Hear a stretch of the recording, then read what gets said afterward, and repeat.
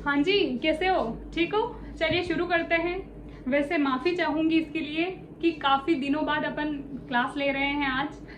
बीच में एग्ज़ाम वगैरह आ गए थे, ठीक है? तो चलिए, लास्ट टाइम मतलब अपन क्या पढ़ रहे थे, कौन सा टॉपिक पढ़ रहे थे? राजस्थान के संत संप्रदाय, ठीक है? संत संप्रदाय में अपन ने बताया था कि क्या हिंदू संत पढ़ेंगे, जैन संत पढ़ेंगे, मुस्लिम संत पढ़ेंगे, ठीक है? और एक दो दूसरे धर्म के भी आएंगे संत, ठीक है? तो अपन ने हिंदू संत पढ़ लिए थे और क्या बची हुई थी? महिला संत, ठीक है? तो महिला संत के बारे में पढ़ रहे हैं। मीराबाई के बारे में अपन ने पढ़ लिया था, ठीक है, अच्छे से। और क्या पढ़ा था कि दासी संप्रदाय की स्थापना करी थी किसके? मीरा थी, उनके जो अनुयायी थे, है ना? तो उन्होंने क्या करा था? उनकी मृत्यु के बाद दासी संप्रदाय की स्थापना करी थी। तो दासी संप्रदाय किससे संबंधित है? मीराबाई से। और क्वेश्चन में आए तो ऐसा पूछा जाता है कि दासी संप्रदाय की स्थापना किसने करी थी? तो मीराबाई ने, ठीक है। और बाद में ये पढ़ा था अपने कि उनकी रचनाएं क्या क्या है, जैसे कि नरसी जीरो मायरो, है ना, जो कि रत्ना खाती के सहयोग से लिखी गई थी, ठीक है। उसके बाद है पदावली है, सत्यभामानु रूसणो है, गीत गोविंद है ना। वैसे तो गीत गोविंद ग्रंथ है, साहित्य में पढ़ेंगे राजस्थान के साहित्य में कि वो जयदेव का ग्रंथ है ना, जयदेव ने लिखा था। लेकिन जो गीत गोविंद पर टीका लिखी गई है वो मीराबाई के द्वारा लिखी गई है। टीका का मतलब होता है किसी ग्रंथ का छोटा रूप। मैंने आपको एग्जाम्पल देके ये भी बताया था कि अभी जैसे वर्तमान में आप लोग बोलते हैं कि भाई मैंने तो भागवत गीता पढ़ी है, रामायण पढ़ी है, तो जी नहीं, आपने टीकाएं पढ़ी है। वैसे जो ओरिजिनल रामायण और महाभारत या फिर भागवत गीता ग्रंथ है उनको पढ़ने में काफी समय लगता है, लेकिन छोटी सी बुक आती है अपन, वो टीका का रूप होती है ना, टीका बोल सकते हैं, ग्रंथ का छोटा रूप, ठीक है। तो वो ये। और एक थी बुक सत्यभामानु रूसणो। सत्यभामानु रूसणो जो बुक है, मतलब पुस्तक है, वो पारिजात वृक्ष पर आधारित है।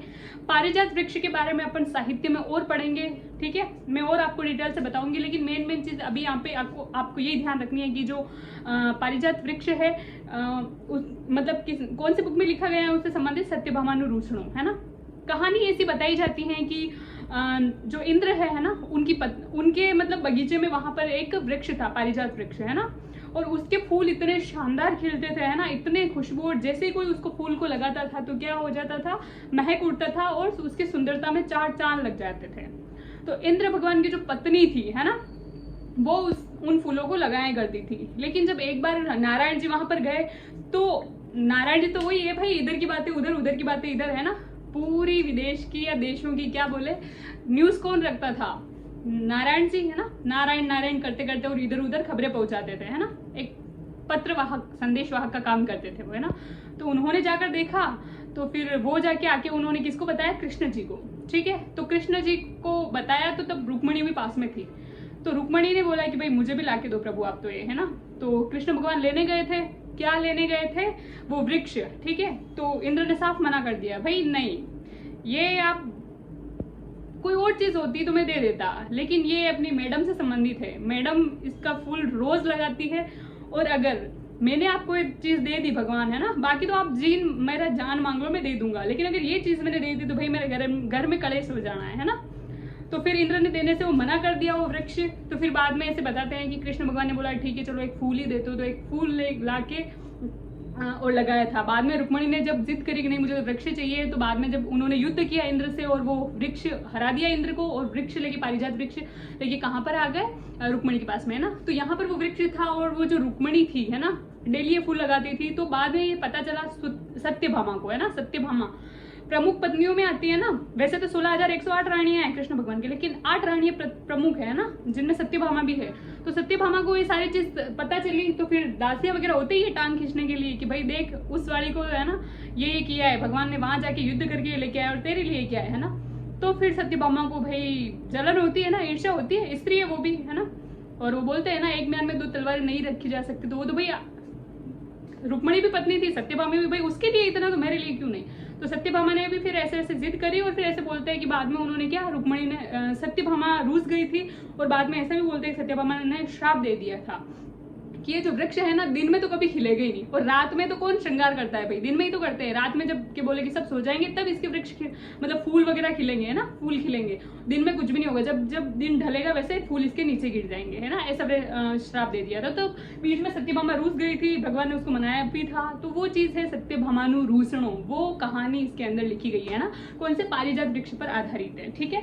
चलिए अब पढ़ते हैं संत है रानाबाई। ठीक है, संत रानाबाई से संबंधित पढ़ते हैं। तो इनका जन्म होता है हरनावा, जो कि पहले पड़ता था नागौर जिले में। ठीक है, अब कहां पर आ गया है, डिडवाना। ठीक है, कब होता है, 1504 ईस्वी में। ठीक है, कब होता है, 1504 ईस्वी में हरनावा डिडवाना में होता है संत रानाबाई का जन्म, वैशाख शुक्ल तृतीया को। और किसमें होता है, जाट परिवार में।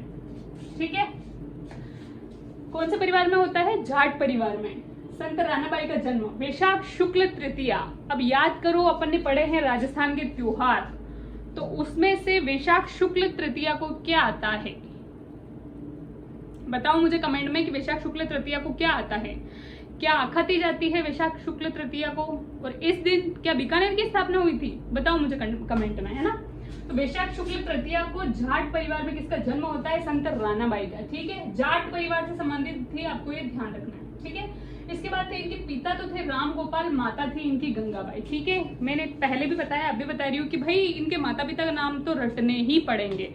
और ऐसे जी अगर आप RS प्री देते हो तो उसमें ये चीजें भाई माता का पिता का नाम ये बहुत बहुत कम पूछी जाती है। जैसे कि तेजा जी की पत्नी का माता पिता का नाम पूछा जाता है, जो कि लोक देवता हैं, इनके भी पूछे जाते हैं, लेकिन इतना नहीं। लेकिन जब आप मेंस में लिखते हो पूरी डिटेल, मान लो कि पूछ लिया जाए संत रानाबाई के बारे में, है ना, संत मीराबाई के बारे में बताइए, है ना, अलग अलग संतों के बारे में पूछ लिया जाए तो फिर पूरी डिटेल लिखने में अपने को इजी रहता है ना, कि भाई इनके माता पिता का क्या नाम है, सारी चीजें इन्होंने क्या करी थी, कौन सा ग्रंथ लिखा था, कौन सी भक्ति से संबंधित है ना, कौन से संत थे, ये महिला संत है, कौन से धर्म से संबंधित थे, ये सारी चीजें। तो भाई उस टाइम अगर ये चीजें लिखते हैं ना, माता का नाम पिता का नाम, तब इफेक्टिव होता है, मतलब किसके, एग्जामिनर के सामने, तो नंबर अच्छे मिलते हैं। ठीक है, तो इसलिए ये चीजें याद रखनी है आपको। तो इनके पिता थे वो थे राम गोपाल, और इनकी माता थी गंगाबाई। ठीक है, गुरु थे इनके चतुरदास, जिन्हें खोजी जी भी कहा जाता है। याद करो वो दिन जब अपन पढ़ रहे थे राजस्थान की लोक देवियां, और उसमें एक देवी पढ़ी थी अपन ने, आवरी माता, जो कि निकुंभ चित्तौड़गढ़ में है ना, निकुंभ चित्तौड़गढ़ में उनका मंदिर है ना आवरी माता का। वहां पर किसका इलाज किया जाता है, लकवा पीड़ित या फिर लकवा से जो ग्रसित लोग होते हैं ना, उनका इलाज किया जाता है आवरी माता के वहां। लेकिन अपन ने ये भी पढ़ा था, उस टाइम मैंने आपको एक्सप्लेन करके साइड में चीजें बताई थी। वैसे सेम चीजें जब आती है मैं आपको साइड में एक्सप्लेन कर देती हूँ कि भाई ऐसा आ जाए तो आपको ध्यान रखना है। तब मैंने आपको बताया था कि अगर लकवाग्रस्त रोगियों का इलाज किया जाता है, वो लोक देवी कौन सी है, तो वो है आवरी माता। और ऐसे पूछ लिया जाए कि और कहाँ होता है लकवाग्रस्त रोगियों का इलाज, तो मैंने आपको बताया था कि नागौर में होता है, हरनावा में, और कौन से महाराज के यहाँ पे, चतुरदास जी महाराज के यहाँ पे। ठीक है, तो वो चतुरदास जी महाराज किसके गुरु है, संत रानाबाई के। ठीक है, आ गई बात समझ में। चतुरदास जी को और क्या कहा जाता है, खोजी जी, ये उनका अन्य नाम है।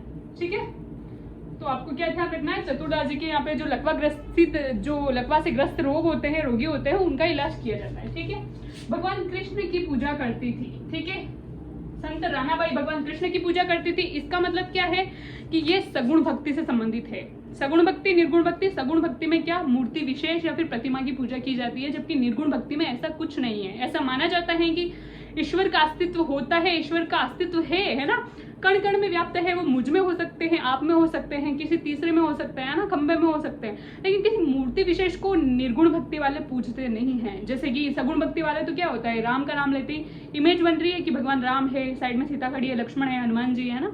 कृष्ण का नाम लेते ही आ जाते हैं, विष्णु का नाम लेते ही चक्र आ जाता है, हनुमान जी का नाम लेते ही भाई थोड़ा रेडिश सा मुंह है, पूछ वगैरह है ना, गोटा लिए हुए, गोटे ही बोलते हैं, क्या बोलते हैं आपके, ठीक है, गदा। ठीक है, चलो, भगवान कृष्ण की पूजा करती थी, इसका मतलब तो क्या है, सगुण भक्ति से संबंधित है। इससे सगुण भक्ति। इसके बाद है इनका अन्य नाम है राजस्थान की दूसरी राधा। वैसे राजस्थान की राधा किसे कहा जाता है, मीराबाई को। क्यों कहा जाता है, मैंने आपको क्या बताया था कि भाई कोई भी चीजें जब मैच करती है ना, तभी तो अपन संज्ञा देते हैं किसी को। एग्जाम्पल देके बताया था, खजुराहो का मंदिर है ना, और राजस्थान में कहा था अपने हाड़ौती का खजुराहो, राजस्थान का खजुराहो, मेवाड़ का खजुराहो, अलग अलग मंदिरों को नाम दिया था। मेवाड़ को खजुराहो कहा था अंबिका मतलब माता है ना, जो उदयपुर में है। हाड़ौती का खजुराहो कहा था भंडदेवरा बारा को है ना, जिसे मिनी खजुराहो भी कहा जाता है। और राजस्थान का खजुराहो किराड़ू मंदिर। ठीक है, तो क्यों कहा था कि भाई जो खजुराहो है MP में है ना, कहाँ है, छतरपुर MP में खजुराहो के मंदिर। क्यों कहा था, तुलना क्यों की थी, अपन ने संज्ञा क्यों दी थी, क्योंकि उनकी बनावट जो संरचना है वो मिल रही थी, नक्काशी वगैरह है ना, इसलिए। तो राजस्थान की दूसरी राधा, कुछ ना कुछ चीजें मिल रही होगी, इसलिए अपन ने राधा इनको संज्ञा दी थी। बाकी राधा को तो आप जानते ही हो, भगवान कृष्ण की प्रेमिका है ना, राधा।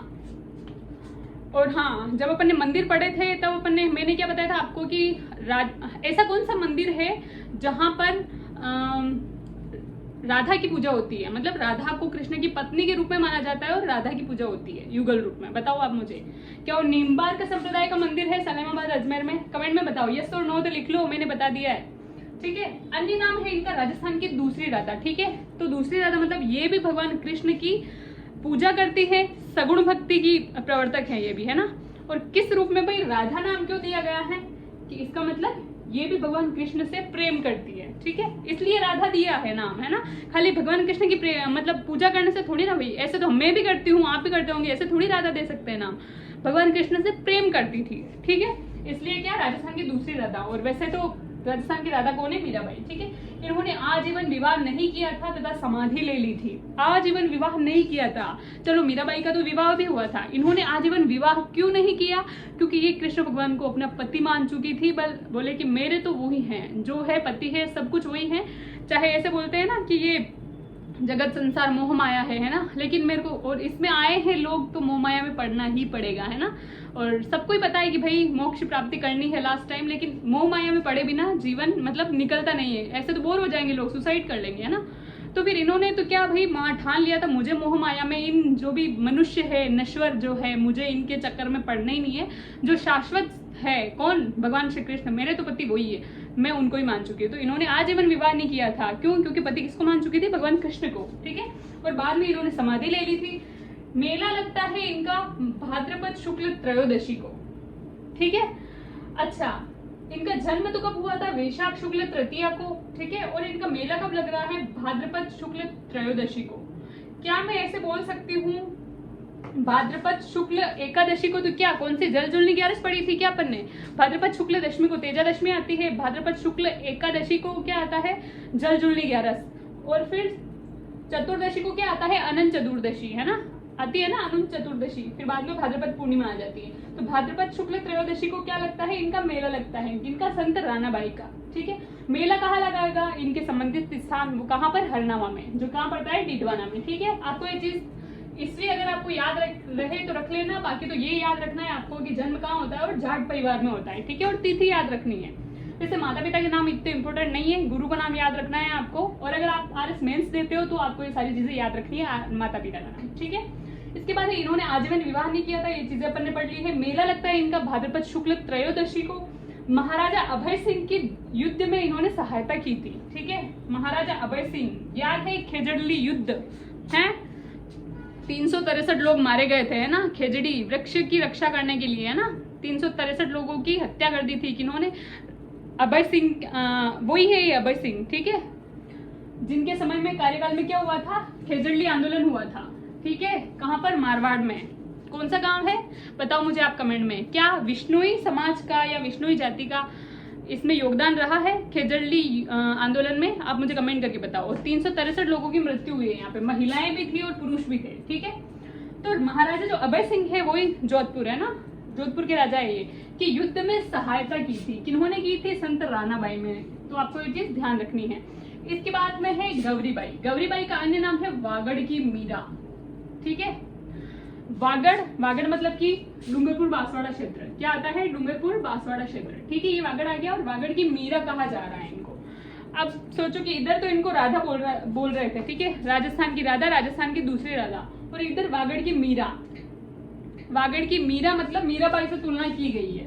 ठीक है, किससे गई है? मीराबाई से तुलना। इसका मतलब क्या है कि इनकी शादी भी हुई थी। ठीक है, बाद में ये विधवा भी हो गई थी, जैसे कि मीरा हुई थी। सेम स्टोरी है। मीराबाई की उम्र भी भाई अपन ने क्या पढ़ा था, ये ज्यादा उम्र में नहीं हुई थी इनकी शादी। मीराबाई की बताया था मैंने आपको एक्सप्लेन करके कि 18-19 साल में लगभग हो गई थी उनकी शादी। तो बाद में वो भी थोड़े टाइम बाद ही विधवा हो गई थी। तो इसका मतलब ये भी है कि इनका भी विवाह हुआ था, ये भी विधवा हो गई थी, गौरीबाई। ठीक है, ये भी गौरीबाई भी क्या हो गई थी? विधवा। इसलिए तुलना किसे की है? मीरा से। और ये भी किसकी भक्त थे?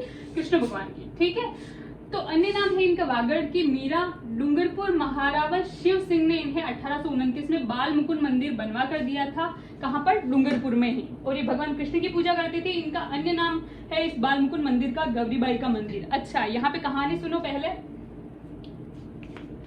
कहानी ये है कि गौरी बाई की वैसे जो मम्मी पापा थे वो भी मतलब धार्मिक थे, बहुत भक्तिभाव रखते थे, और संतान हुई थी कौन? गौरी बाई। लगभग छोटी उम्र में ही, लगभग 12-13 वर्ष मान लो, 13-14 वर्ष मान लो, इसमें ही इनकी शादी हो जाती है, ठीक है। और उसके बाद क्या, इनके पति वगैरह की मृत्यु हो जाती है, ठीक है, पति वगैरह की मृत्यु हो जाती है। उसके बाद जैसे कि मीराबाई के साथ हुई थी, इसलिए इनको मीरा वागड़ की मीरा कह रहे हैं, मीराबाई से तुलना कर रहे हैं, ठीक है। मृत्यु हो जाती है इनके पति की, तो फिर बाद में क्या, कृष्ण भगवान की भक्ति करने लग जाती है, ठीक है। किसकी? कृष्ण भगवान की। अब यहाँ पर मैं आपको एक बात बताऊं, आपको आश्चर्य होगा बड़ा सुनकर। गौरीबाई भगवान कृष्ण की पूजा कर रही है, ठीक है। इसका मतलब क्या, सगुण भक्ति से संबंधित है। किसकी पूजा कर रही है? भगवान कृष्ण की मूर्ति पूजा, प्रतिमा की पूजा कर रही है। लेकिन ये जो गौरीबाई है, ये एक संत होने के साथ साथ एक कवयित्री भी थी, ठीक है। कवयित्री मतलब कवि, और कवि का जो ये तो किसमें, पुल्लिंग में आ गया, और इसका स्त्रीलिंग रूप क्या होगा? कवयित्री। कवयित्री नहीं करना है, क्या करना है आपको? कवयित्री, ठीक है। शुद्ध अशुद्धि में आता है ना कवयित्री, ठीक है। तो ये एक संत होने के साथ साथ क्या थी? कवयित्री भी थी, ठीक है। और जो इनके पद संग्रह हैं, लगभग 610 बताए जाते हैं ना, 600-700 के बीच 610 मान लो। इनके जो पद संग्रह है या इनकी पुस्तकें हैं, जो ग्रंथ है, उनमें मतलब वैसे तो भगवान कृष्ण के बारे में इन्होंने वर्णन कर रखा है, कहीं कहीं भगवान राम के बारे में भी आते हैं ना, भगवान कृष्ण के बारे में वर्णन कर रखा है। लेकिन इनके जो शब्द है ना, पद है, उनसे जो भाव निकलता है ना, ध्यान देना इस पे, जो भाव निकलता है वो निर्गुण भक्ति की प्रबलता है उसमें, ठीक है। कहने का मतलब क्या है, जो गौरीबाई थी ना, वो पहले तो निर्गुण भक्ति की समर्थक थी। निर्गुण भक्ति मतलब ठीक है, भगवान होते हैं, लेकिन मूर्ति पूजा नहीं करनी है। प्रत्येक इंसान में मानो, उनके साथ अच्छा व्यवहार करो, कर्तव्य पे बल दो भाई, अधिकार पे ही नहीं रहना है कि भाई मेरे पास ये अधिकार मैं कर सकती हूँ। जो आपके लोगों के प्रति आपका कर्तव्य बनता है, माता पिता के प्रति, भाई बहन के प्रति, पति पत्नी के प्रति, एक पड़ोसी, एक अच्छा नागरिक बनो, वैसा ऐसे सोचते थे, है ना। निर्गुण भक्ति प्रत्येक इंसान में हो सकते हैं, इंसान मतलब भगवान, है ना, तो सबको भगवान मानो, ये वाला सीन था। तो सबके साथ अच्छा व्यवहार करो। लेकिन बाद में जब इनके पति की मृत्यु हो जाती है ना, तब इनको मतलब भाई सांसारिक मोह माया है, सबको ही पता होता है ना। लास्ट में मोक्ष अकेले ही पाना है, सबको ही पता होता है। लेकिन फिर भी हर एक मतलब प्रत्येक इंसान सांसारिक मोह माया में पड़ता ही है, ठीक है, क्योंकि उसके बिना जीवन निकाल पाना बहुत मतलब बोरिंग टाइप है, आसान नहीं है ना, बहुत लंबा लगने लगता है जीवन फिर, है ना, और क्या नीरस भी लगता है, ठीक है। तो इसलिए क्या, इन्होंने बाद में, पहले तो ये निर्गुण भक्ति की समर्थक थी, लेकिन बाद में क्या, पति की मृत्यु के बाद ये भगवान कृष्ण की पूजा करने लग जाती है। लेकिन आपको ध्यान रखना है कि इनके जो संग्रह है, पद संग्रह, उनमें आज भी जो अगर अपन पढ़े तो ऐसा पता चलता है कि निर्गुण भक्ति का प्राबल्य है, मतलब कि प्रबलता है उनमें। पढ़ने से ऐसा पता लगेगा यार गौरीबाई तो निर्गुण थी, लेकिन क्या इनको किसमें गिना जाता है? सगुण भक्ति की समर्थक है। और किसकी थी? भगवान कृष्ण की पूजा करती थी। और इन्हें कहा जाता है वागड़ की मीरा। मीरा मैंने बता दिया है आपको, तुलना इसलिए की गई है, संज्ञा इसलिए दी गई थी, इनकी भी पति की मृत्यु होने के बाद ये भगवान कृष्ण को मानने लग गई थी, ठीक है। अच्छा, तो डूंगरपुर के महारावल थे, तत्कालीन महाराजा थे डूंगरपुर के, कौन थे? महारावल शिव सिंह, ठीक है। डूंगरपुर, बांसवाड़ा अपन ने पढ़ लिया है। वागड़ क्षेत्र में कौन? डूंगरपुर के क्या थे? महारावल शिव सिंह क्या थे? शासक थे। उन्होंने 1829 ईस्वी में बाल मुकुंद मंदिर बनवा कर दिया था। किसको? गौरीबाई को। और इस मंदिर को और अन्य किस नाम से जाना जाता है? गौरीबाई का मंदिर। क्या क्या कहा जाता है? गौरीबाई का मंदिर, ठीक है। चलिए ये हो गया। इसके बाद है भूरीबाई अलख। यह मेवाड़ की प्रसिद्ध महिला संत थी, ठीक है। यहाँ पर इतना ही लिख रखा है, लेकिन मैं आपको बता देती हूँ। मेवाड़ राजसमंद मान लो इधर।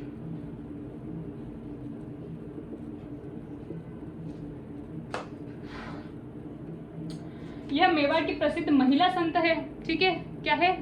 मेवाड़। और मेवाड़ में अगर खास से अगर जिला पूछ लिया जाए तो वो क्या है? राजसमंद, ठीक है। राजसमंद में भूरीबाई अलख। वैसे तो इनका जन्म होता था सुथार परिवार में, कहीं कहीं आपको भूरीबाई सुथार देखने को मिलेगा। अलख जो ये है इनकी उपाधि है, इसी मतलब महात्मा ने इनको दी थी उपाधि अलख, ठीक है। तो इसलिए क्या उपाधि के नाम के साथ ही इनका नाम जुड़ा हुआ है भूरीबाई अलख। लेकिन किस जाति से थी? सुथार। रानाबाई किससे है? जाट परिवार से, ठीक है। अच्छा, तो यह मेवाड़ की प्रसिद्ध महिला संत थी। अगर पूछ लिया जाए तो राजसमंद। इनकी माता का नाम था केशरबाई,